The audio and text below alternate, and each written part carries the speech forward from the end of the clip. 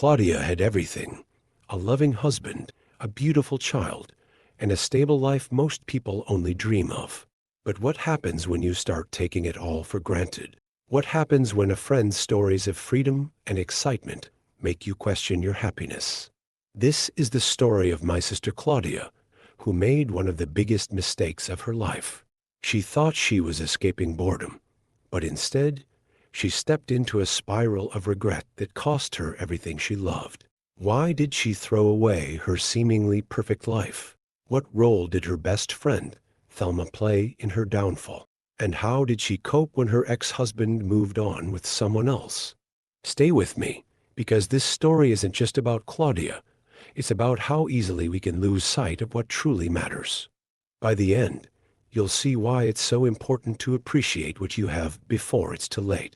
Sometimes we make decisions thinking they'll lead to happiness, but instead, they leave us empty. Claudia's journey is a powerful reminder of how life can change in the blink of an eye, and how regret often arrives when it's already too late.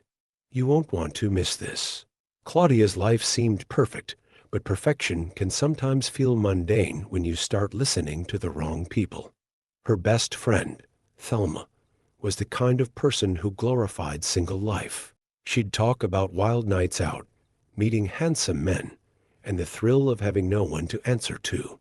At first, Claudia just laughed it off. But over time, Thelma's stories began to take root. She made single life seem glamorous and carefree, something Claudia's life wasn't. Claudia would come home to a husband who worked long hours and a child who needed her constant attention. Compared to Thelma's world, her routine felt unexciting. I noticed the shift in her attitude. The once content sister I knew was now questioning her choices. I tried to talk to her, to warn her. I told her Thelma's life wasn't as perfect as it seemed.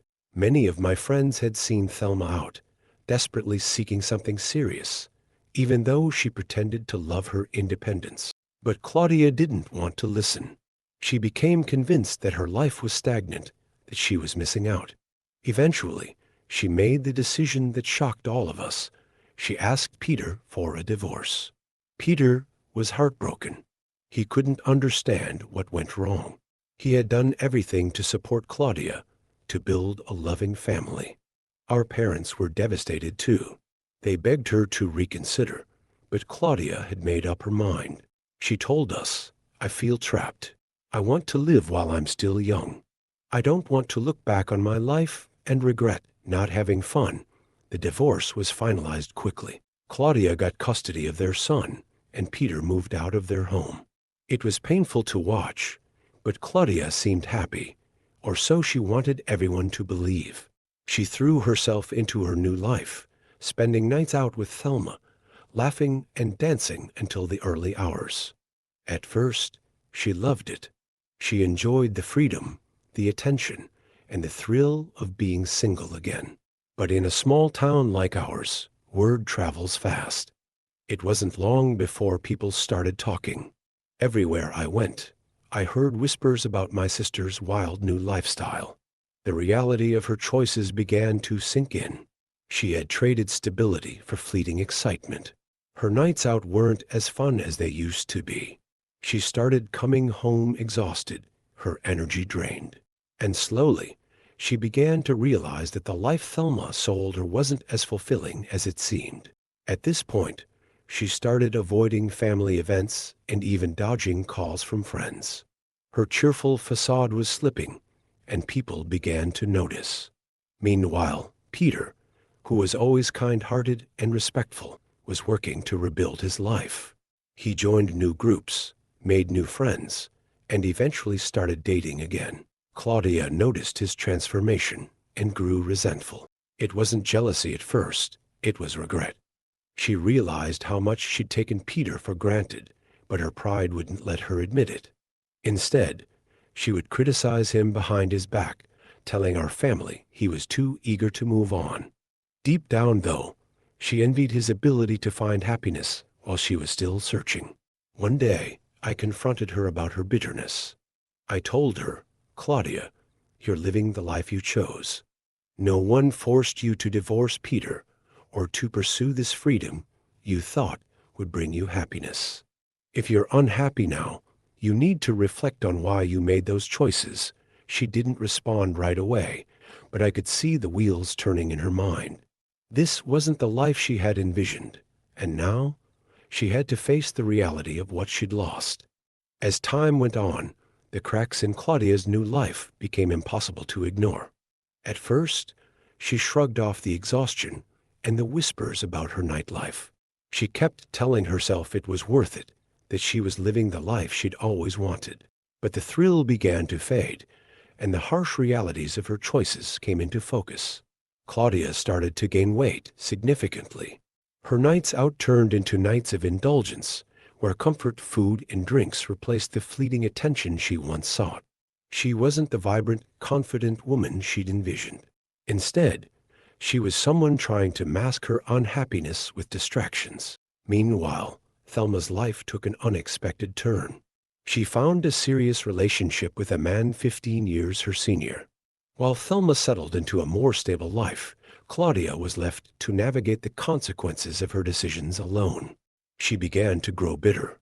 She avoided mirrors, skipped family gatherings, and found herself increasingly isolated. Her son, now growing older, started to sense her unhappiness. He asked questions she struggled to answer. How could she explain that she gave up their stable life for something she no longer even enjoyed? The turning point came when Peter brought his new girlfriend to pick up their son. She was beautiful, successful, and kind. Claudia saw them through the window, laughing together as they greeted their child. That moment hit her harder than she expected. Her jealousy took over. She started making it harder for Peter to see their son, insisting on new rules for visitation. But her actions didn't go unnoticed. Our father, a man of principle, confronted her. He said, "Claudia, if you're doing this out of spite, then you're only hurting your son. If you can't put his happiness first, then maybe you need to move out." His words struck a chord, but Claudia couldn't admit her jealousy outright. She directed her frustration at me instead, accusing me of taking Peter's side. She said, "You're closer to him than you are to me. You don't even care that he's happy while I'm miserable." But the truth was, I did care. I cared enough to remind her of the choices that led her here. I told her, "Claudia, you had everything people spend their whole lives chasing, and you gave it away because you thought you were missing out. Now you're trying to blame everyone but yourself. It's time to stop looking at others and start looking at your own decisions." Her tears came quickly, but so did her defensiveness. She still couldn't admit she had made a mistake. Instead, she buried herself in complaints, saying all men were untrustworthy and that Peter's new girlfriend would eventually leave him too. It was a sad reflection of how far she had fallen.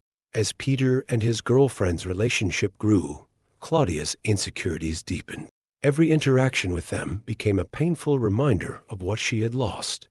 She began confiding in me about her loneliness, about how hard it was to meet someone serious at her age. She said, "No one wants a woman with a child, especially not one my age. I feel like I've lost my chance at happiness." I didn't sugarcoat my response. I said, "You can't find happiness by clinging to the past or resenting Peter for moving on. You need to focus on yourself, on being the best version of you for your son. Maybe then the right person will come along." But I could tell she wasn't ready to hear it. Claudia wasn't ready to take responsibility for her choices. She continued to spiral, her bitterness seeping into every aspect of her life. And yet, deep down, I hoped she would find the strength to face her regrets and start anew. As the years passed, Claudia's life became a stark contrast to what it once was. She spent most of her days reminiscing about the past and wondering how things had gone so wrong. Her nights out with Thelma were long over, and even Thelma's once bold stories of single life had disappeared into the background of a new, stable relationship with someone else. Claudia's son was growing older, and she started to notice the strain her unhappiness was putting on him. He would ask her why she wasn't smiling anymore, or why she seemed so tired, all the time. She'd brush it off with excuses about work or being busy, but deep down, she knew the truth. She had let her regrets consume her. One day, she asked me a question that caught me off guard. Do you think Peter is happy? I paused before answering, not wanting to hurt her feelings, but the truth was undeniable. Yes, Claudia. He's built a new life for himself, and he seems genuinely happy. Her face fell. I could see the weight of her choices in her expression. She then asked, do you think he'd ever forgive me? It was a moment of vulnerability I hadn't seen in years. I told her, I think forgiveness is something you need to give yourself first. Peter has moved on, but that doesn't mean you can't find peace with what happened. Over time, Claudia started making small changes.